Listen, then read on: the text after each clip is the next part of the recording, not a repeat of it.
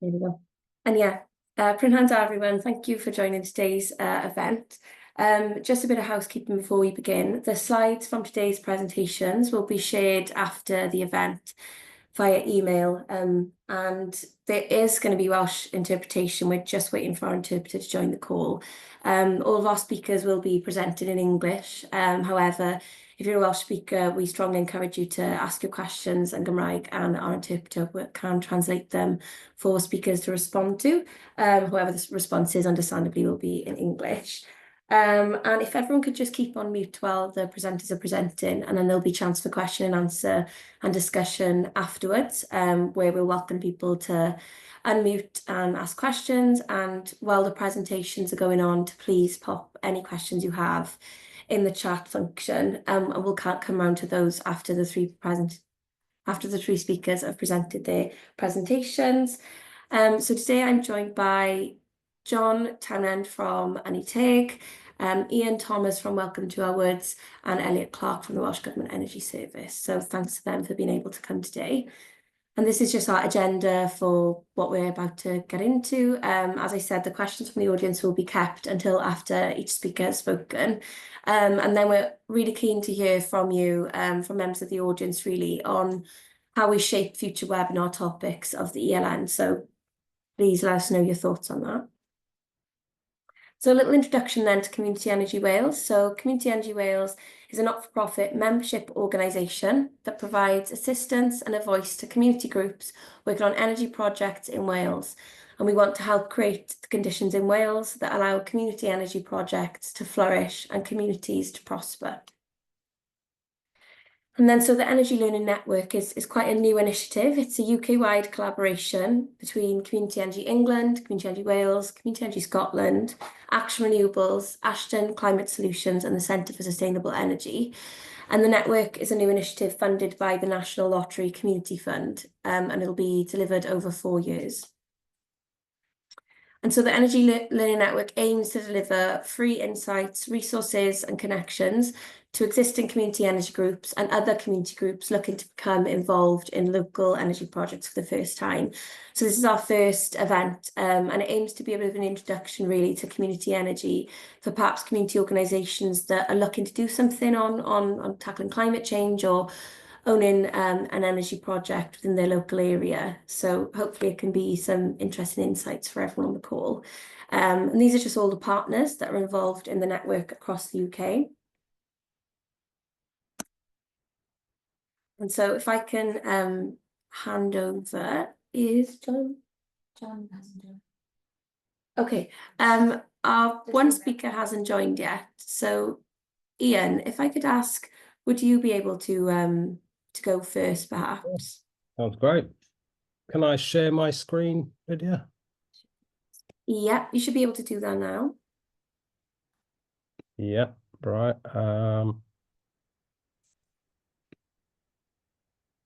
There we go, guys. I think you can see my screen, yeah? Yeah, perfect. Thanks, Ian. Brilliant. Right, I'll crack on with that one, so. How do I play my play? On the start. Cool. Right. Really nice to see everyone. And thank you for inviting me to come and talk to you guys today. So Ian from Welcome to Our Woods, and we're a community woodland project up at the top of the Rhondda Valley. And this is a picture of where we work. And as you can see, it's a community surrounded by rich natural resources in terms of hydrology, wind, timber supply.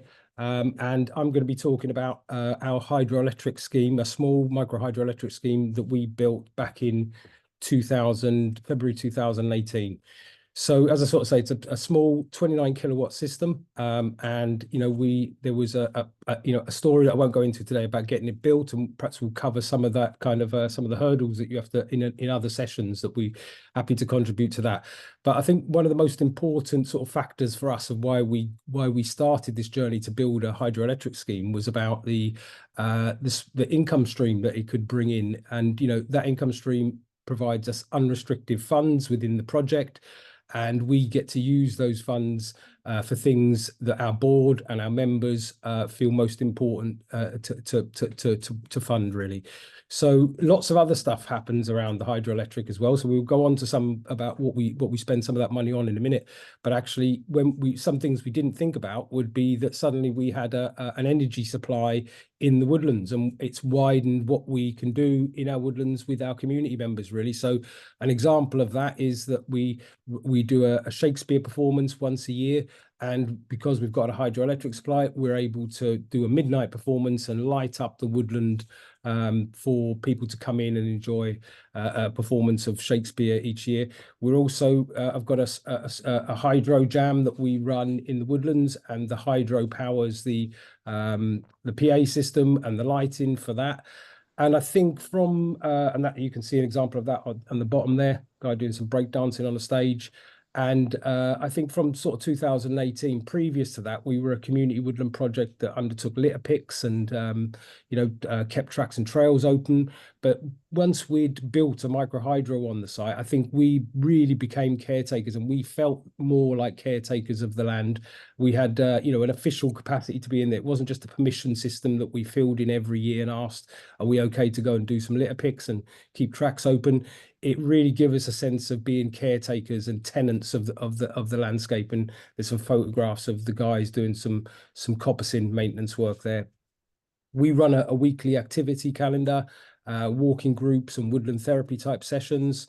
And we've been really fortunate that we've had Create Your Space, a long lottery grant that's helped us develop many of these local services that we deliver with community members. But as that funding sort of comes to an end, keeping some of these really, what has become really important services, some of the walking groups are, things that local people really look forward to on a weekly basis. And the keeping them going may just cost a few £100 a month, or even £100 a month, just to provide a bit of officer time to keep an eye on the risk assessments, make sure our walking leaders are getting the training they need. And some of that unrestricted funds, that we can just use as we see fit. We can't overstate the importance of having a small pieces of funding that we can decide where that gets deployed with local people. So just being able to pay for a couple of hours of officer time has allowed us to keep woodland therapy going as the funding has kind of finished for that. And also, finding some of your core costs for activities. Funders, really happy and very generous at paying for all kinds of activities, but some of your kind of core costs, sometimes just a couple of £100 makes the difference of whether some project can go ahead. And these unrestricted funds have provided that for us. We operate a community building, so we've got some spaces, and as time goes on, the board and the membership might decide that we're going to use some of that money to keep this building maintained and keep this building heated and open for community members to use. And there's lots of activities that go on in this space. So I think what I'm trying to sort of say really is that the getting involved in the energy project has been a great experience for us, and I think what we've learned from the energy project really is that these are great projects to bring community members together and have really positive discussions. And I think having positive discussions are quite difficult we live in quite a fractured kind of society at the moment. So actually bringing people together on something that most people can agree on, building a small micro hydro in the woodlands, was a great experience. And it really built the foundations for us to kind of move forward with what we're doing today. It taught us to be more cooperative and think about long-term partnerships. We built the micro hydro with LGV, a co-op based up in Llangadach, and we've got a 20-year contractual relationship with them, and that's something quite that we have learned to be better at. And the energy project gave us an opportunity to get better at that and learn more about having long-term partnerships with people. The project has also added to the story. Sometimes we, as communities, we can feel that we haven't got the power to come up with solutions for some of the big problems that we've got.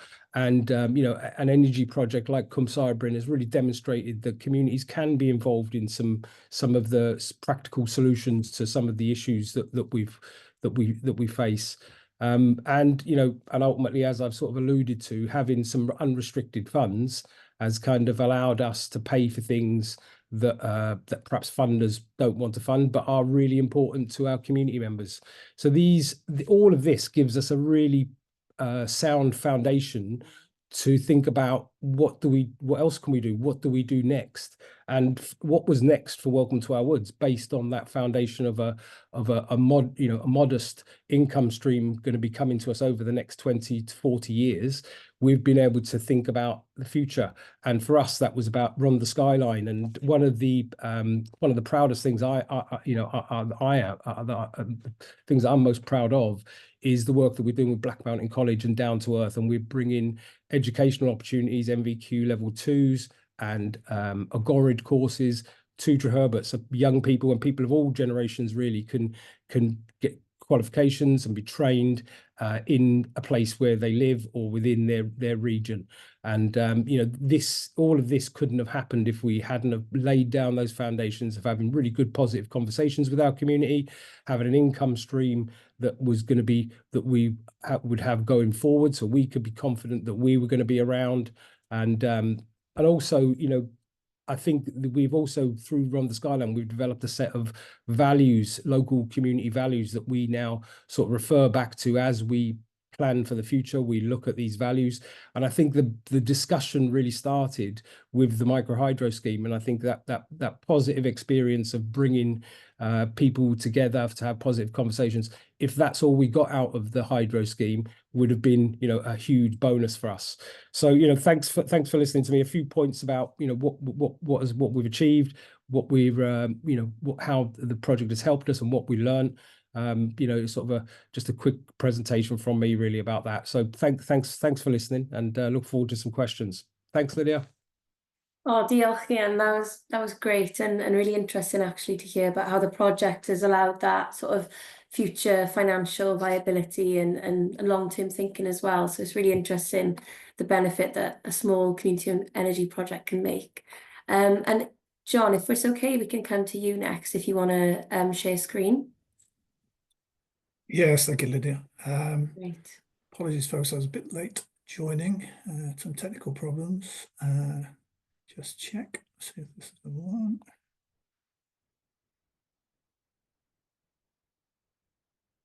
Not that one. Go with me.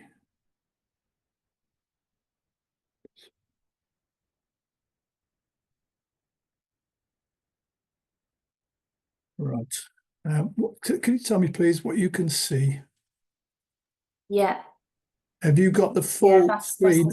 Yeah, that's the first slide. That's great. Thanks. And it's showing full screen, is it, Lydia?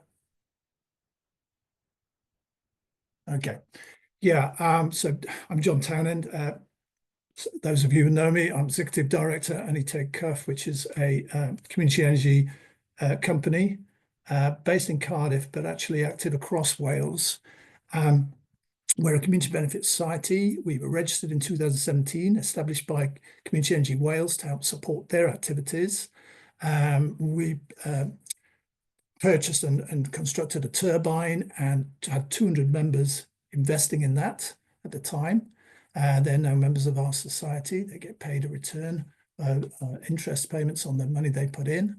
We have 6 paid staff, 5 voluntary directors, and in addition to the 900 kilowatt turbine, we just installed a small solar farm connected to the grid via that, alongside that turbine. And our annual turnover is about 400,000 a year, and that goes up and down depending on energy prices and whether it's windy or sunny, etc. I'm going to talk largely about power today. Energy efficiency is probably the starting point for reducing our energy costs and reducing our emissions. Low carbon heating is becoming much more significant, but I don't know a lot about low carbon heating. So I'm just going to talk about power today. And essentially, I just want to set the bigger picture. So we know that government policy is driving us towards electrification of all our energy demands. Both on transport, and you can see the graph on the left-hand side showing the aspiration to work towards 2050, electrification of transport, moving away from oil with some hydrogen and ammonia. I don't know where ammonia fits into the picture in the transport system. On the right-hand side are buildings, what they're going to be using, moving away from reliance on gas, as much gas as we're using at the moment, and largely that's going to be about electricity. Conversion of heat to electrical heating is, that's going to be an inevitable part of it. So demand for power is going to be hugely increased, somewhere between 2.5 and 3 times between now and 2050. So it's all about where is that power going to come from. And the assumption is that that is going to be renewable energy largely. It's clean, it's cheap. Potentially we could be self-sufficient in that and reduce our dependence on imported energy from other sources that, should we say, are not necessarily reliable, and it can be produced at different scales. So the large power stations connect into the central transmission network, and then much smaller installations just connect into the local distribution network, and I'll explain a little bit more about those networks. So I think it's important when we're talking to people about energy costs, because I think most people get it with regards to carbon emission savings, but what is a big concern for people obviously at the moment is reducing their energy costs. So it's important that we understand how those costs are made up.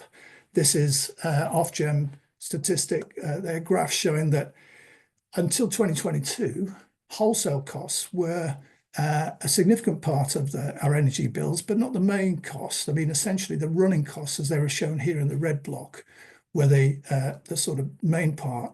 We had the green levers as well, taking up a reasonable chunk, and very slim profit margin for suppliers. This is suppliers' costs here. People think that suppliers are making a lot of money. They're not. Their margins are very tight. And this, as we can see, by 2022, it's the wholesale suppliers, wholesale energy producers, where the funds were, where the profits were. So why is that? So it's because the UK energy market, along with other sort of European-wide and global markets, is a commodity market, and that works on the basis of marginal pricing. So the price of our energy is set by the price of the most expensive source of energy that has to be utilised to meet our overall UK demand. So that the last, in this case, what's referred to as the last source that has to be turned on. So what the graph here is showing is that the cost of renewables is cheap. There's a lot of them in the system. There's nuclear, which is more expensive, and there's a chunk of that. But we've had to rely on a large amount of natural gas to complete the picture in terms of meeting our energy demand. And it's that price that sets the market price. So when people say, oh, well, we've got those renewables, it hasn't reduced the cost of power, that's because the price of power is linked to the price of gas. So what happened in 2022, where after the Ukraine war kicked off, that price of gas, as we know, doubled, tripled.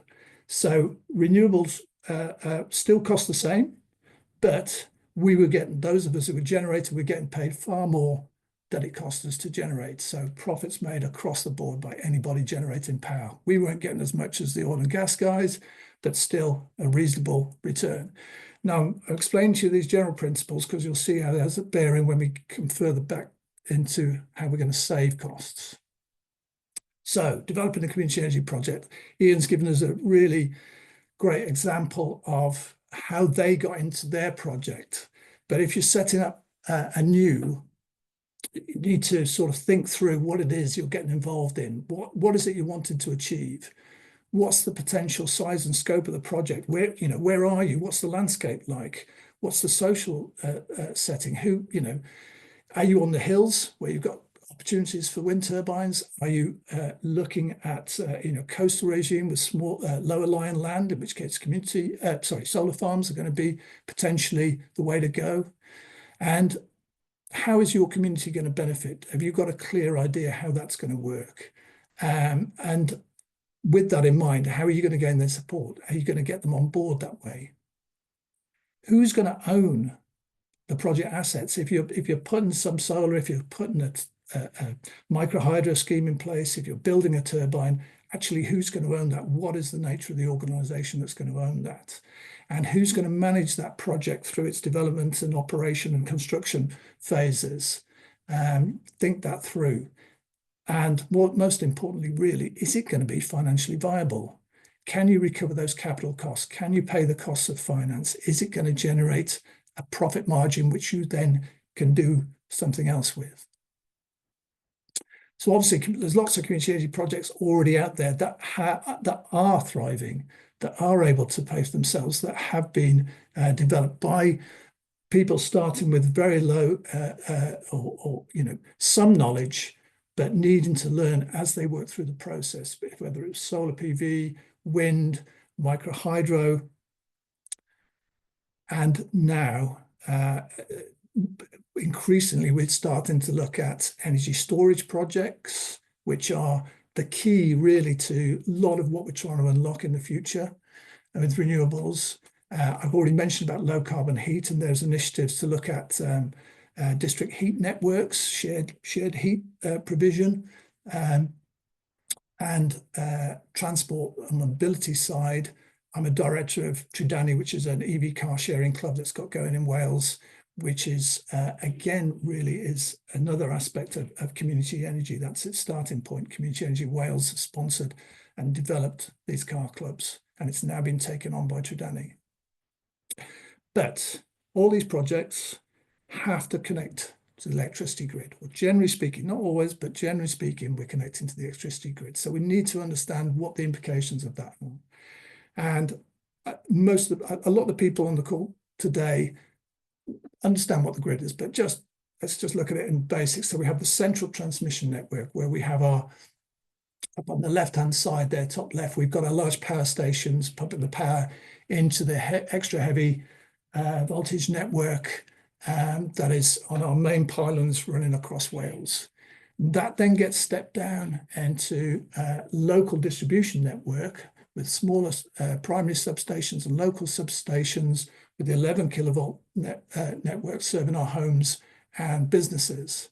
And that network, both the transmission network and the distribution network, has a limited capacity as to what you can, in effect, connect to it, what you can plug into it. So on the right-hand side, there's a diagram there showing part of the distribution network, the local 11 kV overhead lines and buried lines, perhaps in this place, somewhere in West Wales, this bit, and just showing the impact of the power, both demand and generation, on that distribution network. These different color codings say what type of constraints there are on that network in terms of potential overheating or voltage constraints. And so the National Grid engineers are having to look and balance the demand and generation across the network. And that's not a simple exercise. And you've heard people talking about smart technologies, the smart grid, and looking at how to balance, the National Grid and the DNOs, their job is trying to understand how you connect up, how you can take all these different power sources and different power demands and run that in an efficient way where the demand for power is matched almost instantaneously by from power being produced or stored. And that's a constant challenge for the DNOs and National Grid. So it's constantly evolving. It tends to be always, as a result, slightly behind the curve in terms of meeting everybody's demands, but it's evolving, it's getting there. So we have to connect to that grid. If you're doing a project of any size, it involves a grid connection, a G99 application is referred to. If you look on the top there above the distribution network line, if you have, say, a turbine that you want to connect to the grid, now the standard model is that is just connected directly to the grid, and the power produced is, as they say, exported into the grid. It then gets mixed in with the rest of electricity, like water in a canal. And further along the line there, we have businesses and other entities taking that power off the grid just through a licensed energy supply contract. That's the standard model.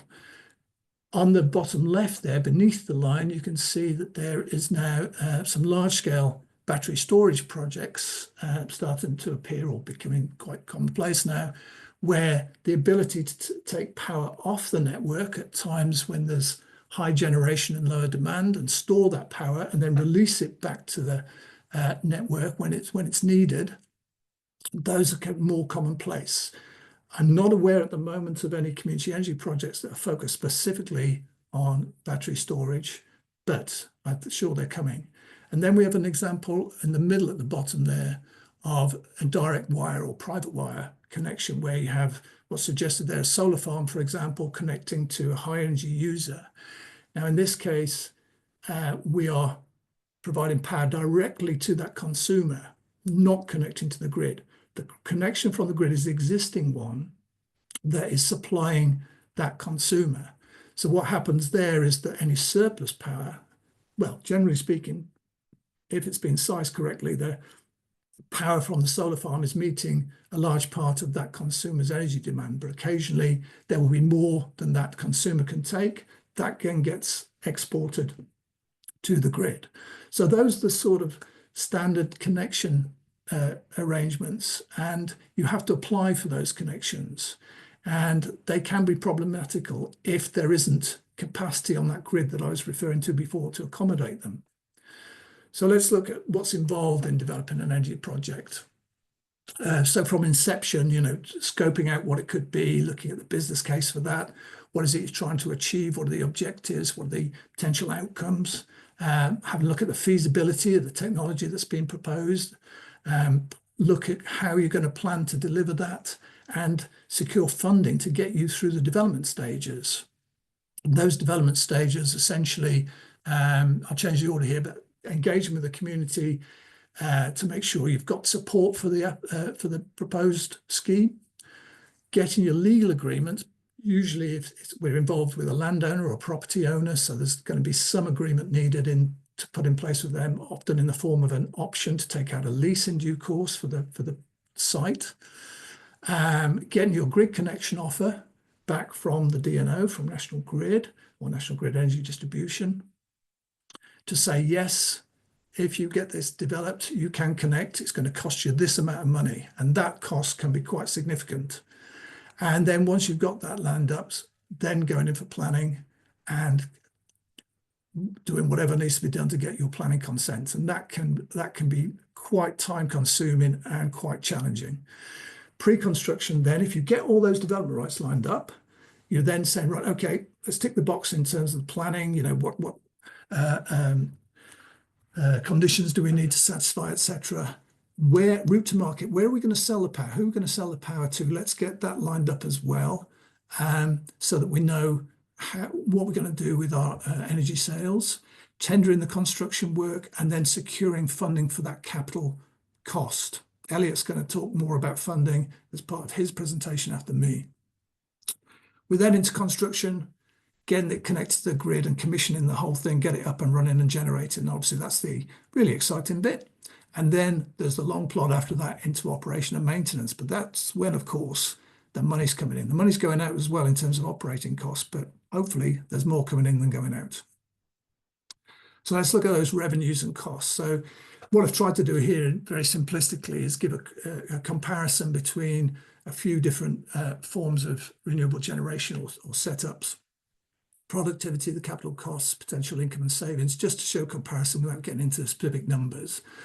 Wind turbines are probably the most productive form of renewable energy generation. They're also the most costly per megawatt installed, or per kilowatt installed, if you like. They have the potential to be the highest earning because of that level of productivity, but they're not straightforward to implement, largely because of planning restrictions, resistance to having turbines installed in a given locale, but there's also limited places you can actually put them for them to be effective. Solar farms, next one down, again, pretty, very productive, not quite as productive as a turbine. Capital costs expensive, cost per megawatt not quite as much as a wind turbine. Don't generate quite as much power, so the income is less, but they're relatively straightforward. generally speaking, it's easy to get planning consent.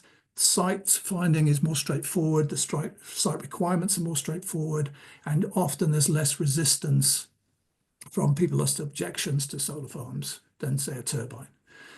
The next symbol is meant to represent microhydro. I confess I don't know a lot about microhydro, so Ian, I'll be relying on Ian might have comments on this one, but my understanding is essentially that from a productivity point of view, a small system, although it might not be generating a huge amount of power, if you're in the right water source, that's constant power.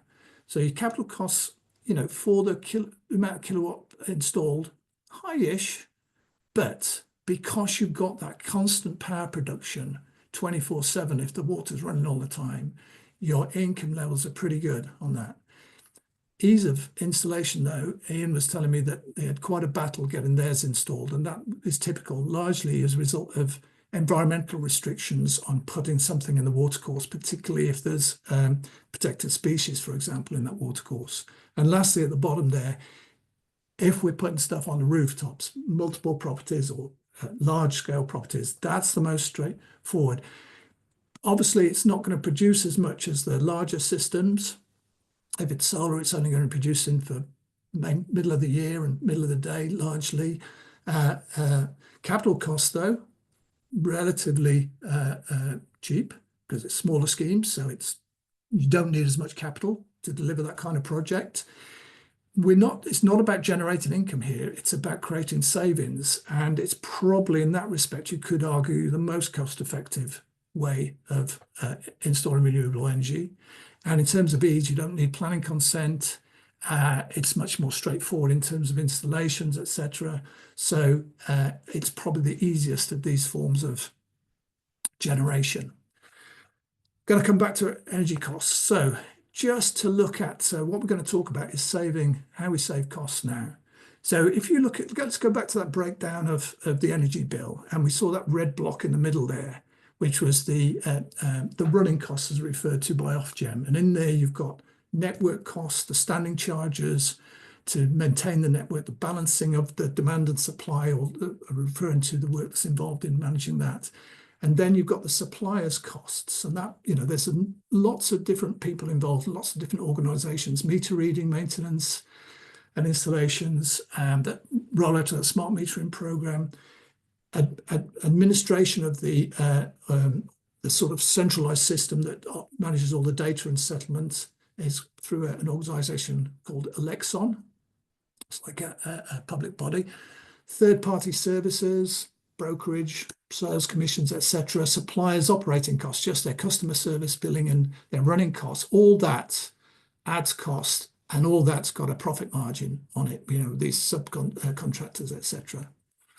And below that, we've got our social environment obligations. So if you're selling power over the licensed network, you're you're supporting these, both the consumer and the generator is supporting these costs through schemes to encourage the take-up of renewables.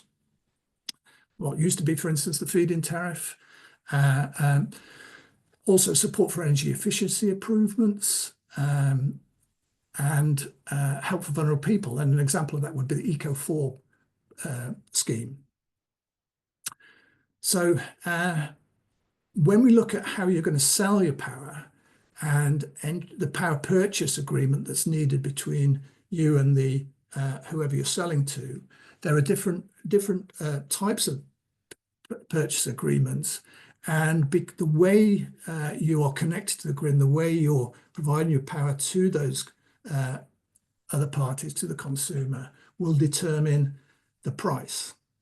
So if it's a standard connection, as I referred to previously, where you're just exporting the power to the grid. So if we look on the left-hand side here, where we've got a solar farm directly connected to the grid and just selling the power to a licensed energy supplier or a brokerage, you might get paid somewhere 7 to 8 pence a kilowatt for that.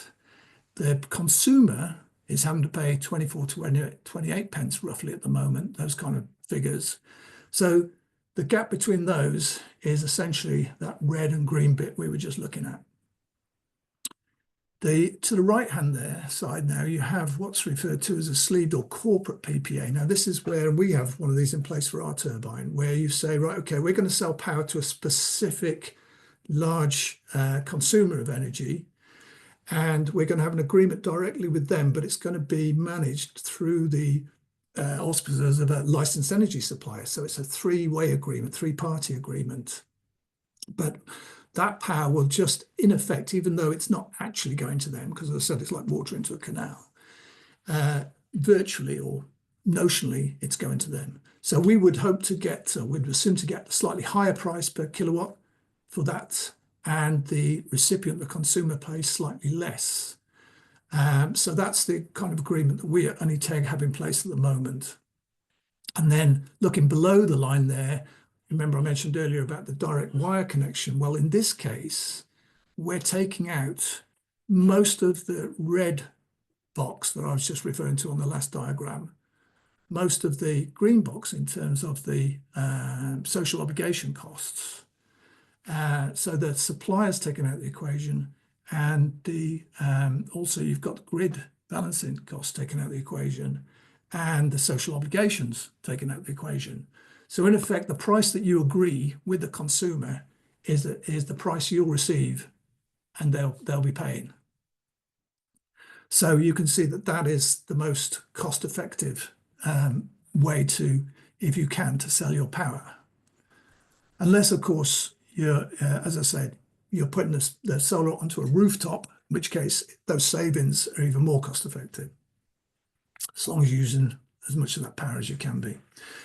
So just to recap, challenges and benefits. So there are technological complexities, but there are organizations out there to help those entities just starting up and trying to get going, trying to get an understanding, like Ynni, like other consultancies, etc., that are available to advise on that. There's organizational complexity. How are you going to structure the organization? How are you going to manage and operate this thing? Again, people can offer advice on that, Q, Compass. There's organizations that can assist with that. And funding and financial viability, there again, you can get support on that. And I mentioned Elliot's going to talk about that in his presentation.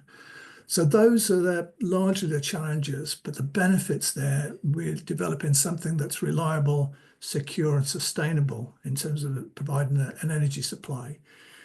I think we're all aware of the environmental benefits of renewables, and the economic benefits. Well, first of all, it's generating revenues.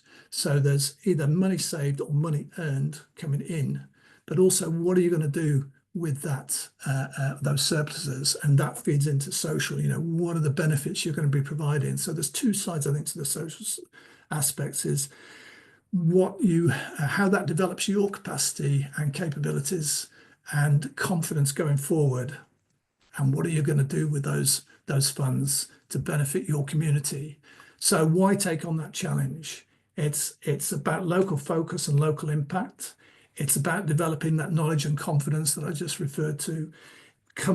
What goes along with that is ownership and responsibility.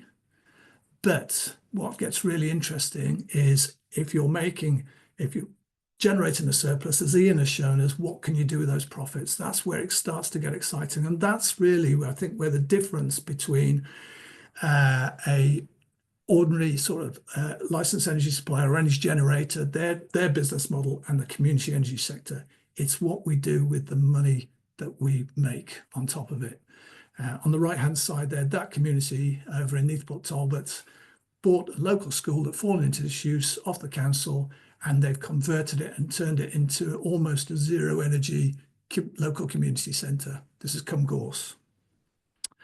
So that's me done. Thank you. Oh, diolch, John, that was great. Thanks very much. And yeah, if we could head over and hear from Elliot Clark next from the Welsh Government Energy Service. Elliot, if you'd like to share your screen. Diolch.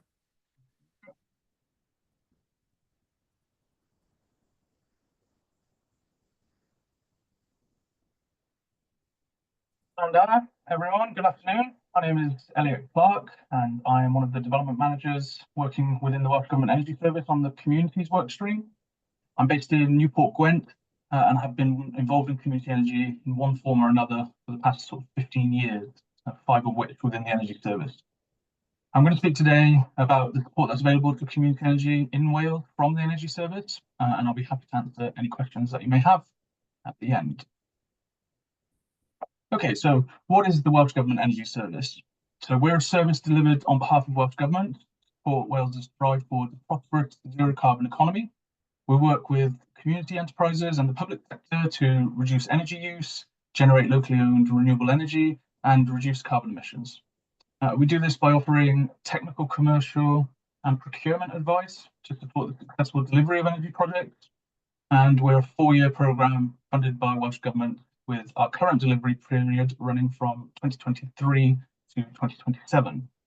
Our work streams cover regional energy planning, public sector zero emission fleet, and public sector energy efficiency, and of course, community energy, community renewable energy, which is what we're here to discuss today.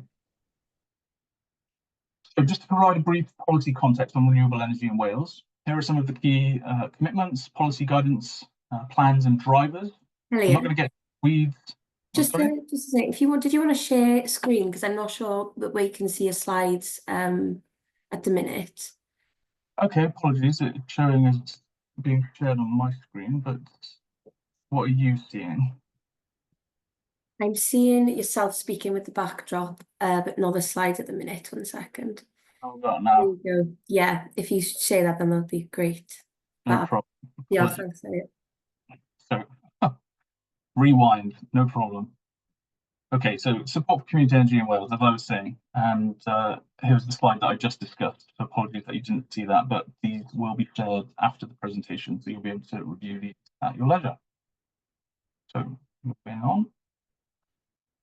Okay, so yeah, renewable energy in Wales, the policy context. So I'm going to provide a brief policy context for you, but I'm not going to get into the weeds on all of these now. Obviously, there's quite a lot here, and you're welcome to dig into it in detail on each. But yeah, probably worth noting in green on the bottom left. So a target for 1.5 gigawatts of renewable energy capacity to be locally owned by 2035, and 100% of Wales's electricity consumption to be renewable by 2035. And these were sort of stretch targets that were added by Welsh Government to their policy objectives earlier this year. It's also worth mentioning that these may be subject to change. Obviously, the government can decide to review these, and they may well do so in light of the UK government's Clean Power 2030 Action Plan that was published last Friday. So we'll see what impact that has. And then just one last one to mention as well is the local and shared ownership policy, which is at the bottom of that sort of lighter blue column, the second column there, which outlines Welsh Government's ambition for all new energy development from 2020 to have an element of local ownership. Okay, so that was a brief sort of outline of the context of who we are and what the policy landscape in Wales is. So how can we as the Energy Service help? So our remit within the communities workstream is to support community and social enterprises, i.e. organisations working to address social issues, improve their communities and benefit the environment. And we can do this by assisting with development manager resource, which I'll expand on in a moment, access to financing during the initial development phase, which also includes support for the shared ownership opportunities I was just mentioning, which could be via something like support with the cost for legal to be involved in those shared ownership opportunities, and also applications for capital funding via capital financing, such as loans from the Development Bank of Wales or capital grants directly from Welsh Government where appropriate. Okay, so one of our main functions within the communities workstream is to support with the scoping of projects and providing initial advice. And we do this by meeting with organisations to review their project outline. We signpost on to other sources of support where it's appropriate. So that might be something like Compass if you're not constituted yet and your group needs to become a sort of legally formed entity. We also provide high-level site assessment, so that could be something like initial rooftop solar scoping, for example. High-level grid investigations, so determining the capacity of the local distribution network, stakeholder liaison and ambition raising, and also identifying any showstoppers that might mean that your project plans just aren't feasible right now. The other side of that coin is sort of technical and financial modelling, where we provide high-level technical assessments or interpretation of expert reports, mapping of beneficiaries and potential private wire connections, consumption assessments, project financial model support, and final business case support ahead of applying for capital financing. So just to expand on the financial support, which I'm sure people will be interested in terms of the development phase, we have development loans and development grants available to community enterprises. Typically, development loan fund is more suited to sort of larger scale projects that require significant sort of pre-construction finance, and they likely have financial reserves already to be able to service the interest on those loans. But we do also have development grants to help communities accelerate the delivery of their projects, and these grants are primarily to cover costs that cannot be delivered through the service directly. So that could be something like legals, specialist surveys, or things needed for planning, etc. And this is obviously a highly competitive fund, and our budget isn't huge. So we do have to prioritise sort of how best to distribute this in order to meet Welsh Government's policy objectives. Typically, this means sort of larger projects or an aggregation of a portfolio of smaller projects. In terms of actually building the projects we have supported through to the construction phase, the Energy Service supports community enterprises who access capital loans from the Welsh Government-backed sort of local energy loan fund, which is managed by the Development Bank of Wales. So these capital loans are available from £50,000 up to £2 million, and the loans that are repaid are recycled into the fund so that they're available to other applicants. And this is where the Energy Service supports with providing that financial modelling that I mentioned, and also preparation of sort of final business case, which is then presented to the bank via a sanction paper process. There are also capital grants, which are determined on a case-by-case basis by Welsh Government, not ourselves, although we do make recommendations based on our involvement with the sort of project delivery process and our understanding of the project. And the justification for why there are capital grants available is that sometimes a project may fall short of commercial viability or financial viability, but it will deliver significant community benefits. So the grant exists in recognition of that. And I should mention it is possible to receive a capital grant without receiving capital loan from the Development Bank of Wales. One that I haven't got on the screen, but it's probably worth mentioning, is also resource grants.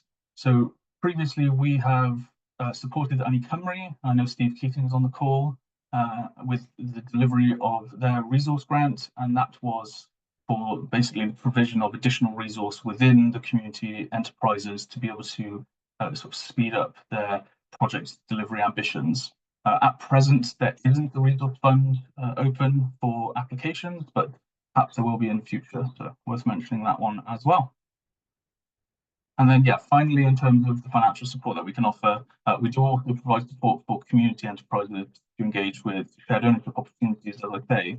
So I think this is in recognition of the fact that the community sector can't mobilise quickly enough to deliver all of the renewable generation that we will require to decarbonise in line with Welsh Government's policy objectives. So we must work with commercial partners to maximise the benefits to the local communities wherever possible. And the way we support here is by providing grants targeted at the procurement of specialist financial and legal assistance to give community enterprises the best opportunity to engage successfully with commercial developers. And we are also happy to attend any meetings and support community enterprises through navigating this process, as we recognise that it can be quite lengthy and complicated. I put a link there to Welsh Government's local and shared ownership policy, which I helped write alongside former Energy Service colleague and now joint CEO of Community Energy Wales, Ben Ferguson. In terms of what technologies we support, we cover sort of everything from hydropower to solar, ground mount, or rooftop, wind, energy storage, including hydrogen as an emerging opportunity in Wales, and also heat on a community scale. So that might include district heat networks or potentially geothermal, although I don't believe we've delivered any of those as yet. But basically all renewable technologies. It should mention that we don't currently support building retrofit within the communities workstream, although there have been some successful building retrofit projects which have been delivered as a result of the benefits that have been derived from the project that we can support. We don't currently support direct building retrofits. In terms of the challenges and opportunities we're currently facing as a sector, we believe that there are sort of three key areas of our work that we need to focus on. So one is smarter assets, and Ynni have been doing some great work on this around sort of smart local energy systems and what those are and how to deliver them. But in terms of our more sort of direct project delivery support, we'll be sort of looking at behind the meter solutions, private wire opportunities where grid constraints limit other project models, complementary generation co-location, and John was talking about that earlier at the bulk wind project that Ynni have with the wind and the solar project, which is a great example of that.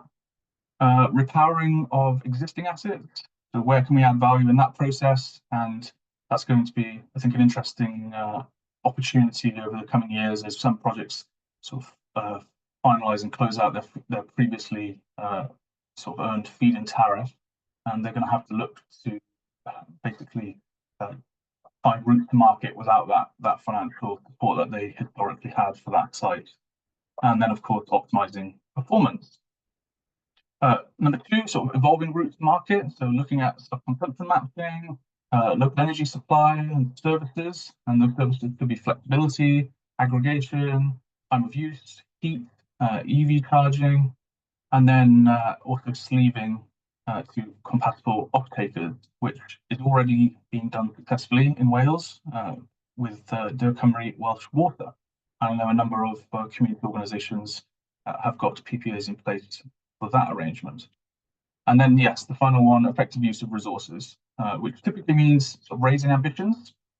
So I think, as I said earlier, we're going to be looking at delivering sort of projects on a larger scale, or as I said, a sort of aggregation of smaller projects via a portfolio approach. The Ynni Co-op is probably one that you've heard of. They've done this on a quite a large scale. They've done rooftop solar across tens, actually I think hundreds of buildings across Wales. And we were able to support that sort of larger sort of portfolio approach where we probably wouldn't be able to support those projects on an individual basis just because of the constraints in terms of resources. And then finally, again, shared ownership, working with either public or private partners. And it's worth noting public there because the ambition is that the public sector and the community sector should be working together. Okay, that's it from me. I hope you found that brief introduction to the energy service and our communities work stream helpful. You can find out more online. So we've got website on the gov.wales website or on our social media. So we've got LinkedIn or X. Please do contact us directly via our email as well. As I said, these slides will be shared after the meeting, so you will have a copy of these links. I'm just going to stop sharing my slides there, but I will show you this quickly. This is our annual report. So we report annually in arrears. So our most recent one was published in September for the 2023 to 24 financial year. And you'll see our impact there in terms of what we've delivered, projects, etc. And I'll make sure that this is shared on to Lydia and passed along as well so that you can review this afterwards. Thanks very much. Oh, great. Diolch, Elliot. That was really useful to have that overview. I'll just quickly share my screen. 1 second.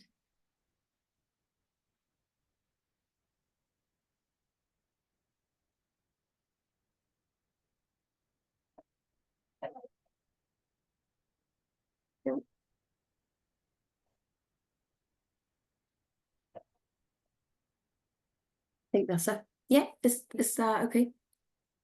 Can everyone see that? Great. I think it might be not full size, but you can gather that. I wanted to quickly actually just remind everyone that we now have interpretation established. So if anyone does want to ask a question in Welsh, if they clicked on the bottom on more and then click interpretation and select English. If anyone wants to then ask a question in Gymraeg, then our interpreter can translate that back into English for for speakers to respond to. I was just going to also sort of jumping off of what Elliot's just mentioned. So the shared ownership policy in, oh, sorry, I can't quite go back. Oh, 1 second.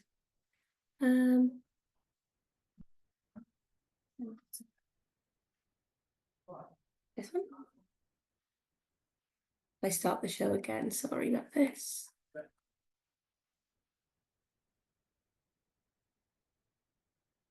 There we go. Yeah, if I can just go on, how do I access the chat now? On the key. Ah.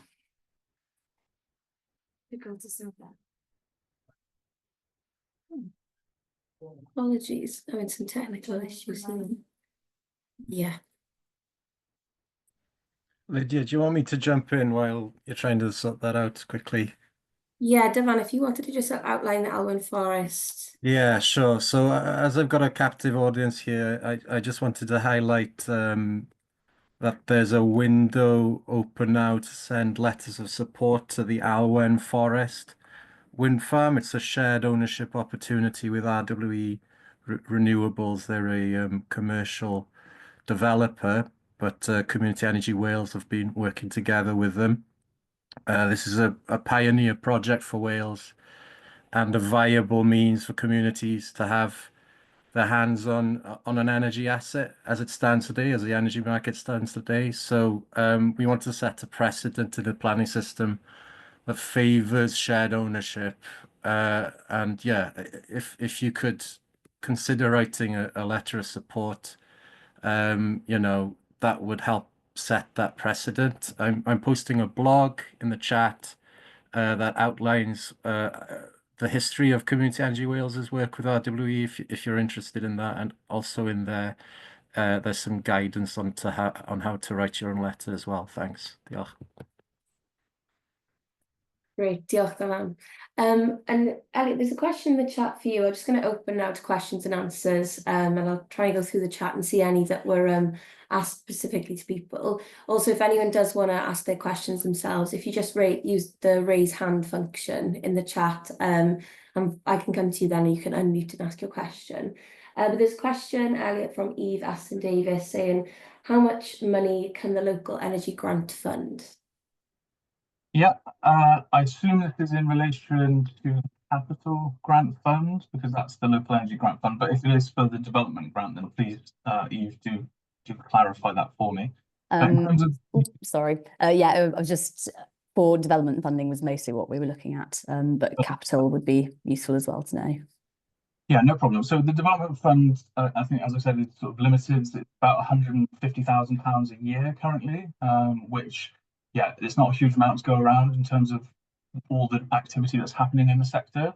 And generally, we try to target it towards showstoppers, or maybe not showstoppers, but hurdles that projects might be facing that, you know, if we could just remove that blockade, then they would be able to proceed at speed. It depends very much on the individual projects in terms of what that actually might look like in a financial sense, but typically it's sort of thousands or tens of thousands at most, and yeah, it has to be distributed fairly, so it's in line with Welsh Government's policy objectives in terms of, you know, is this project delivering a lot of capacity or a lot of community benefit, or both, and that will dictate in part how much we're able to fund. Hopefully that's helpful. And then in terms of the capital grant, that's much sort of later down the road when you're applying for capital financing for your project. So you've gone through the whole development phase and you're looking to actually build the project, and you need the capital to be able to do that. And the grant, as I said, it was sort of created in recognition of the fact that some of these projects might not make sense from a commercial financial viability standpoint, but they do have a great impact in the local area, and so Welsh Government feels they're worth supporting. And again, it's very much dependent on the project in terms of what that might look like. You know, if it's a small project, it would be a lot smaller than if it was a large project. But typically, it's sort of, again, tens of thousands, although it can be upwards of sort of hundreds of thousands, depending on start on the scale. Does that answer your question, Eve? Yeah, great. Yeah, that's useful. Thank you. Thanks, Elliot. There's another question from Michelle. Michelle, did you want to ask by yourself, or would you like me to just ask it for you? You can unmute if you'd like. Hiya. Yeah, I know recently that the Coal Authority, which has changed its name now to the Mine and Remediation Authority, has worked with Welsh Government to produce a mine water heat map for the potential sites. So just wondering, is that something that you guys are then able to support if there's any developments or interest from community groups looking at that as a potential heat source? Yeah, I think, is that directed at me, Michelle? I assume it probably is. So it's not something that we've done previously because there haven't been any community organisations that have approached the community workstream. It might have happened on the public sector side of things. I don't work on that side of the delivery of the energy service, but I can find out if there have been any projects and feedback to Lydia and make sure that's passed along. It's not something we would be against supporting if there was, you know, an opportunity there for doing something like a heat network based off the mine water heat opportunity. But yeah, typically it's not something we've done historically. Although I have met with one of your colleagues previously when we were developing the shared ownership opportunity. So I believe you fed into that process. Great. Diolch, Elliot. There are questions in the chat now I'm going to go to. And again, if anyone does want to ask a question, please just raise your hand. Use the raise hand function. I can come to you. There's a question from Neil Lewis, who I think has had to dash, but I said I'd ask his question anyway. So he's asked in the chat, and this could be for anyone. I wonder if there may be a business case for a community-owned battery, even without generation, grid balancing locally, ? If anyone wants to come to that one. I think it was a general question, really, more than aimed at anyone. I'll have a go at answering it. Yeah, Do it if you like. Sorry, hello everybody. I'm Steve Keating. Elliot gave me a shout out earlier. I work for local partnerships, and we work delivering Ynni Cymru for Welsh Government, which is all about trying to grow locally owned renewable energy, but also looking at smart local energy systems, trying to join up power generation, heat, and transport into smart systems. So in answer to that one, battery, we're looking at battery. Yes would be the answer, but as with everything, each project is different and turns on its own merits. So it depends if it's got a grid connection, obviously, how much that grid connection will cost, and then you can access various markets with that battery. We are developing a tool at Ynni Cymru that may be able to help assess business cases for battery storage projects. So we will share with Community Energy Wales when those tools are ready, and potentially we could talk in more detail about it when that's ready to go. Great, thanks, Steve. John, were you trying to come in there as well? Sorry. Only I can't really add much to what Steve has said, other than it's something we've looked at in the past, and the financial viability of it was questionable, but battery storage prices have fallen significantly over these last couple of years. I think they've halved. So what was at one stage looking relatively questionable in terms of viability from an investment point of view, should we say, looks more attractive now. But the way that stored energy is traded, there are different ways that happens, and it's quite complex. It's AI driven. It's not a straightforward thing to engage in. That's all I was going to say. And I'd just like to add a little bit to that. I think just in immediate response to John's point there, I've seen some interesting work from Kraken, who are sort of the area of Octopus on accessing the trading markets for storage. I think they sell to like 7 different energy markets all at the same time, depending on what the best rate is. So yeah, it's interesting if you want to look into that. But also, just to sort of add to Steve's point, I know that NESO, the National Energy System Operator that the government has just bought, is currently looking at connection reform. And I have heard, can't remember where, so I'll try and figure it out and again pass it along to Lydia. But I think battery storage are not a priority for Wales. I believe we have enough storage projects in the pipeline already. So you may struggle to get a connection based on purely energy storage. There's something to note there as well. Great, thanks for that, Elliot. And just to try and get through as many questions as you can, there's a question from Michael in the chat, who'd like to know more about sleeve PPA. Michael, if you want to unmute, you're more than welcome to ask this question. I imagine it'd be aimed at John, who discussed it in his presentation. Yeah, yeah. I've always wanted to know a little bit more about sleeve PPA, because I've just got no idea what it's all about or how it works. Although you said what you said, I was wondering if you can expand any more. Yeah, it's in our case, it works through a mechanism in the Electricity Supply Act, which is called the Small Suppliers Exemption Scheme. So if you're generating less than 5 megawatts an hour, you can enter into a direct agreement with a consumer. So as long as the amount you're generating is less than they're consuming, then that's from a regulation point of view, that's acceptable.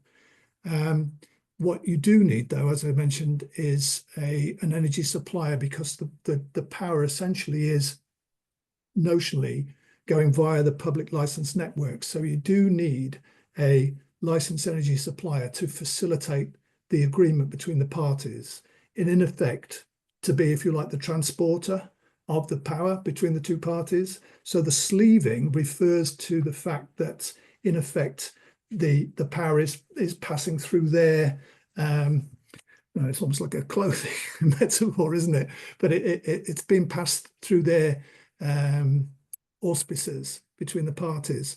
And I'll be honest with you, the bit I'm not clear on is why there are savings on that arrangement, but there are.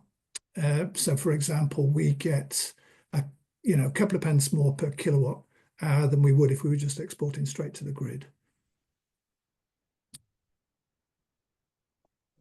Brilliant. Thank you very much. Great, thanks, John. I hope that helped answer Michael's question. There are a few questions then, just from me, I suppose. John, I think, oh, hang on, there's a question from Nia. Nia, did you want to unmute and ask? Yes, yn bosib. Dwi'n iawn i ddeud da chi'n dallt os dwi'n deud yn Gymraeg? Yeah, if anyone, who is it aimed at, sorry? Or is it just a broad? Well, just everyone, pawb, if possible. Yeah, great. If people have clicked more and on interpretation then clicked English, you'll be able to hear Nia's question yn Gymraeg yn Saesneg. Diolch. Yeah. Felly, o'n i eisiau gofyn...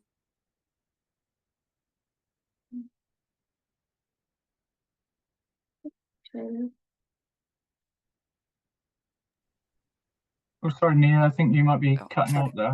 Don't know if it's for everyone. Yeah, I think you... Can you hear if me you- back again? If you go again, I think you muted there. Diolch. Sorry. Os oes unrhyw brosiect wedi gweld cyfleoedd i wella bioamrywiaeth, achos dwi'n dallt bod yna chydig o trade-offs weithiau yn enwedig efo hydro, bod yna effeithiau amgylcheddol, ond dwi'n gweld cyfleoedd efo solar farms neu ffermydd solar i drawsnewid nhw'n ddolu blodau gwyllt hefyd, neu so os oes yna unrhyw gyngor ar hynny.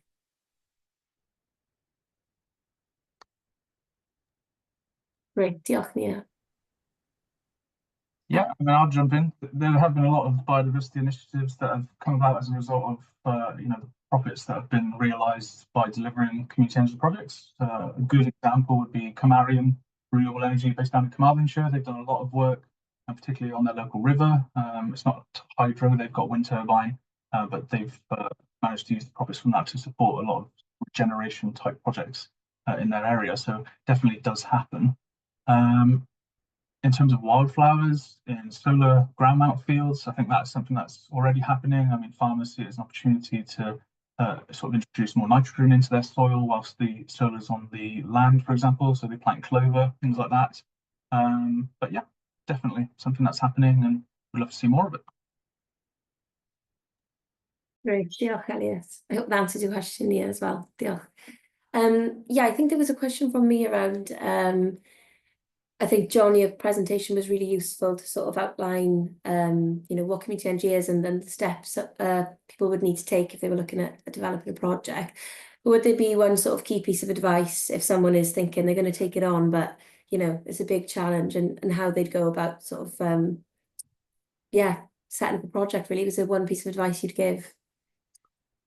Yeah, and I'm actually conscious that we've got a very varied audience here today, between some people who are fairly well into it and know a lot about energy, and others who are just starting out. So if you're just starting out, really essentially, I think our advice at Ynni would be to just start with what we would regard as sort of the easier projects to deliver, the lower hanging fruit, as it's sometimes that is the expression, isn't it? And generally speaking, that tends to be building mounted or building fixed energy generation or storage or energy efficiency measures, just because it's you're not having to engage very fully with statutory requirements. You can bypass all that, and often from a grid connection point of view, if you're looking at smaller scale projects, you're not going to get too constrained or run into obstacles, if you like, in terms of trying to get a larger project connected to the grid, which can prove frustrating. You'll get a connection in the end, but it might take a long time for it to be capacity to be there for you. Oh, great. Thanks, John. And there's one last question in the chat from Camau on renewable energy. So if Wales becomes 100% reliant on renewable energy by 2030, can we reduce the price of electricity, and how do we sell renewable energy to our local community cheaply? And I wonder if this maybe ties into the idea of direct wire. Could that be a viable option to sell energy to our local communities cheaply? If anyone wanted to answer that question from Camau. Yeah, I'll jump in. I think this ties back to John's presentation and how the cost of electricity is currently linked to the sort of the last generation type to come online, and that's gas currently. So it's it's unfortunate that it's tied to that gas price, because it does artificially inflate the price of electricity, and that's why, as John mentioned, we've had higher electricity prices since the impact of the war in Ukraine on gas imports, which we've historically relied on heavily. I would love to see the price of electricity come down, and personally I do believe that the more renewable generation we have on the network, the prices will come down, but we will need to see that sort of regulatory involvement from UK Gov to be able to disconnect the price from the gas price. Until that happens, we'll be linked. But I think there will be movement on this with all of the stuff that's happening with NITO and the Local Energy 2030 plan and all the rest of it. So government are looking at this, which is good. Great. Did you have anything to add, John?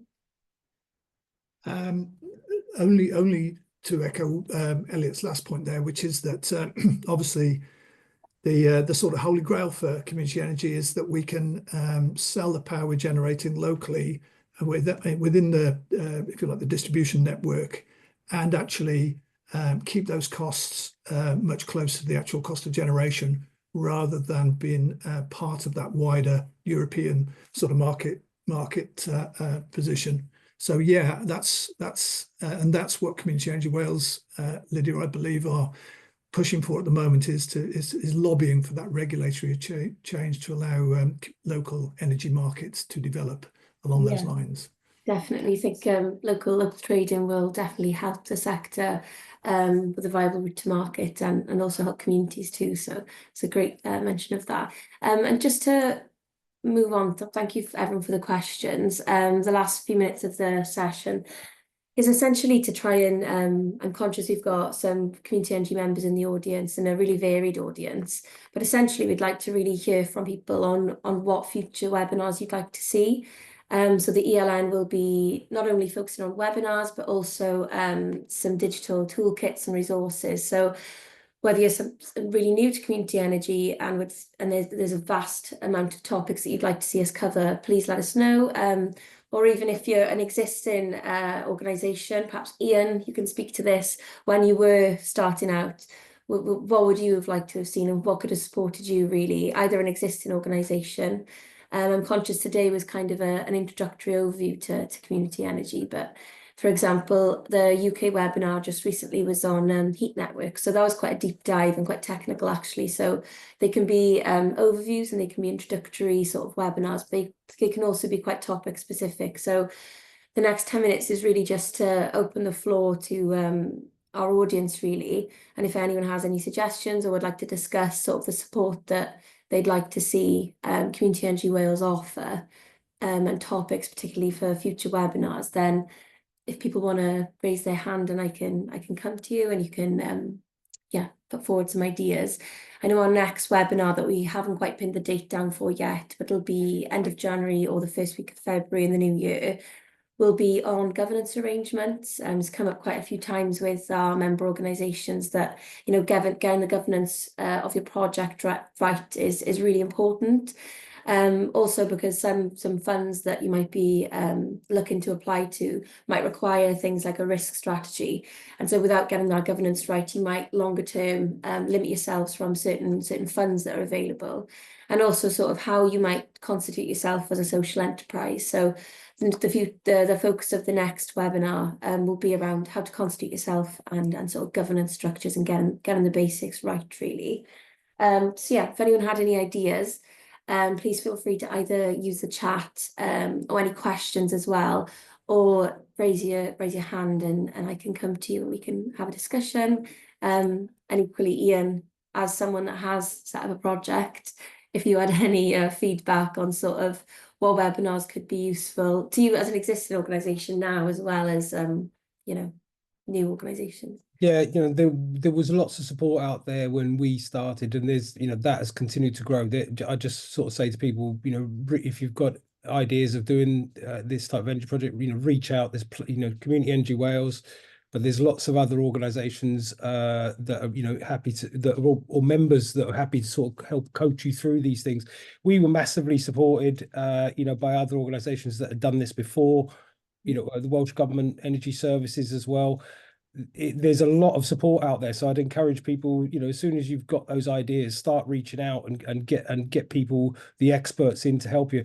And you know, we're still not experts in any of this, so it's I think the most important thing that communities can bring is that passion and an ability to bring people together to have these conversations, and the technical expertise is out there and easy to access. So it just sort of, you know, tell people that that's the case, really. So not, and you know, to sort of not to I think you're probably right, low-hanging fruit. John mentioned low-hanging fruit. It's a, you know, probably is a great place to start, but you know, also sometimes as communities we need to be bold and come up with bold solutions. So there's some fine line in between that, you know, getting that low-hanging fruit and also being bold at the same time. So people are willing to listen to you, but also that your community can see this as a solution and want to get involved as well. So, but I'd encourage people to do it. It's you know, it's been a really good experience for us.